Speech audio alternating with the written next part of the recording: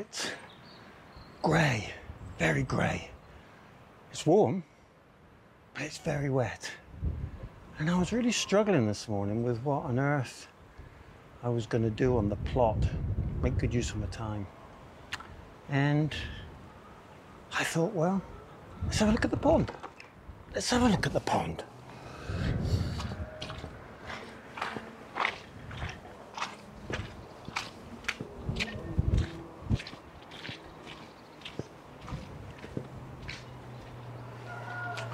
Well, there's no paddling today. It would actually go in my boots. So the pond's out. I thought, well, perhaps I could fill 1 or 2 beds with compost. But to be honest, the ground is just soaking. And I'm sure just coming and going from the compost, I'm going to churn it up. And then the allotment gods shone on me. And the gate was open for the slabs. So it's a slab day today. Here we go.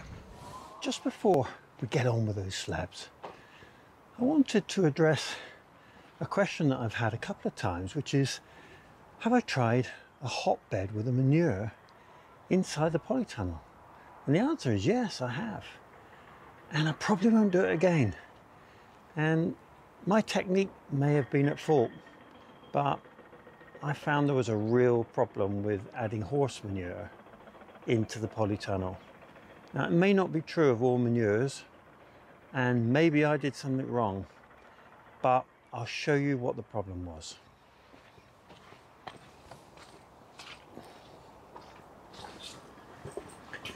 So in the polytunnel at the moment, I'm inundated with these little flies. There are a few hundred in here, and I forgot when I put this little bit of horse manure in buckets inside the polytunnel. And the result of just those couple of buckets of horse manure is all those flies. And you can imagine if you have a square meter of compost that you're using inside this polytunnel, it can create one hell of a fly swarm. So if you're going to use horse manure in your polytunnel, take care. Oh, you might have noticed this is a reject from the house. Its antler got broken, so I decided I'd try and repair it, and it could watch over the polytunnel. Might even scare someone away if they decide they want to come in here uninvited.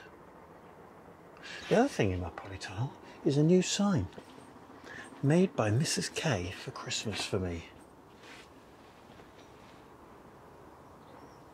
So, a couple of new additions to the polytunnel and a load of unwanted guests.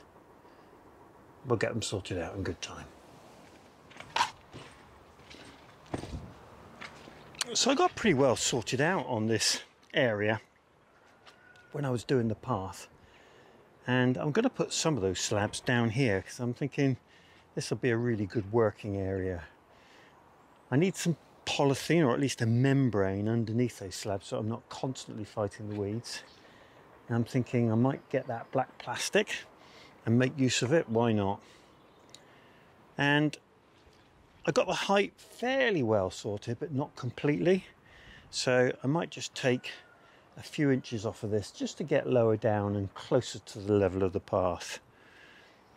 And then when I pick up the slabs, I can bring a fair few of them straight down here. 2, 4, 6, 8, 10, 12, 14 slabs is quite a lot. I'm gonna have to see how many I've got, but that's the plan. So get a bit of a level off of here first. It's going to keep me nice and warm.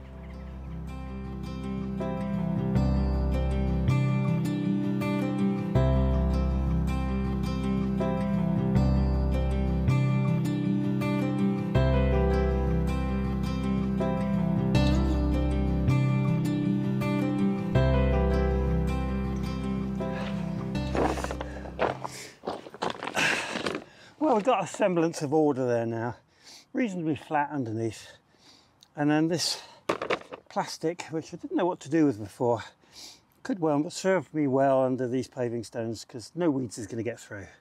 So that was the easy work. Now we're going to get the pavers. I'm looking forward to that. Not, but it's good exercise, so let's get on with it.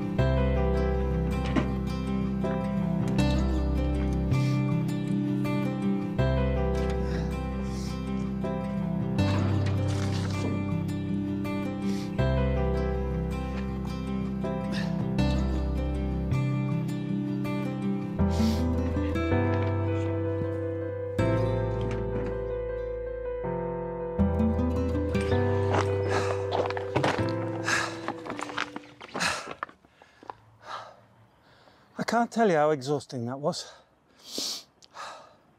It's important to get your heart pumping when you exercise, but that takes the best care.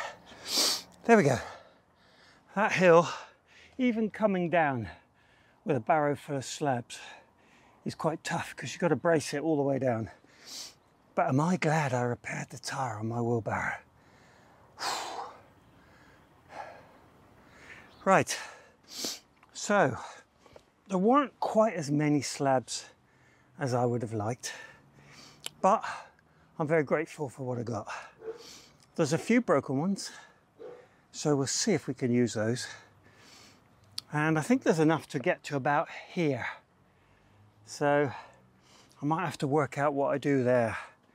And of course, the big downside is that there's no pavers left for that path I want to build next to the coop.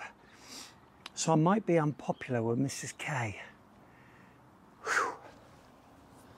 We do take risks. Whew. We'll see. Right, enough chatter. Let's see if we can get these laid out and at least see what it's like. Now, my method of laying pavers and paths on the allotment is pretty unscientific, really. Not too much levelling. A membrane like this is good, but I work on the basis that over time it will dip and it will sag, and then I can soon pop the flags up, put a bit of soil in and get it level again. And that's the way I work on most of the paths. And come the spring, I'll need to do a little bit of work on those paths that I laid last year, but that's fine. It's a lot more straightforward than getting sand and spending hours and hours getting it level. After all, as long as it's safe, it's workable. So, let's go.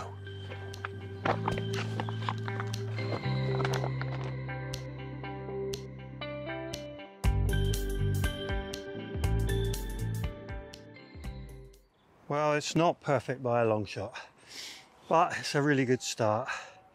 And I think with a little bit of effort, on perhaps a drier day, I'll be able to get it a little bit more level. And got myself a really good working area for the summer. We can get out here and pot things up and sow things and make good use of it. So we've got a lot of drying out to do before I can work any more on the path. But this area is shaping up. It's a long-term project and not a quick fix, but it's coming. Well, that's about me done for this morning. I've got another delivery of horse manure tomorrow, and I've done quite a lot of physical today, so I know it's going to be physical tomorrow. So I think I'm going to give it a bit of a rest now.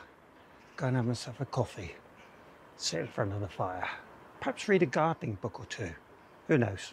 So the horse manure has arrived and I've got to get it from the gate down to the compost bins, which is going to be pretty difficult today, given that we are absolutely soaking wet. So this is the worst bit for me. I think I'm going to have to get something to lie on the ground here just to save completely churning it up.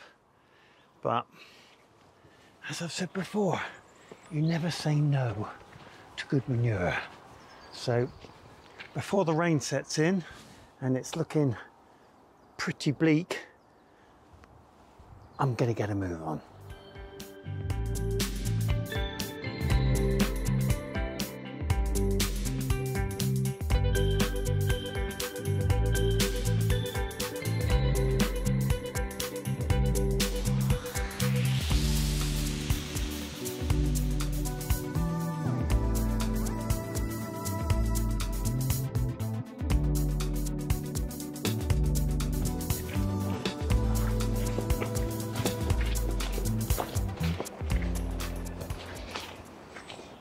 Well, that was certainly a physical effort, but well worth it. So I have churned up the grass quite a lot here. I put these feather boards down just to take the worst of the wheelbarrow tyre, and they seem to have done the trick. So I'll get those away and then we're nearly done. There we go.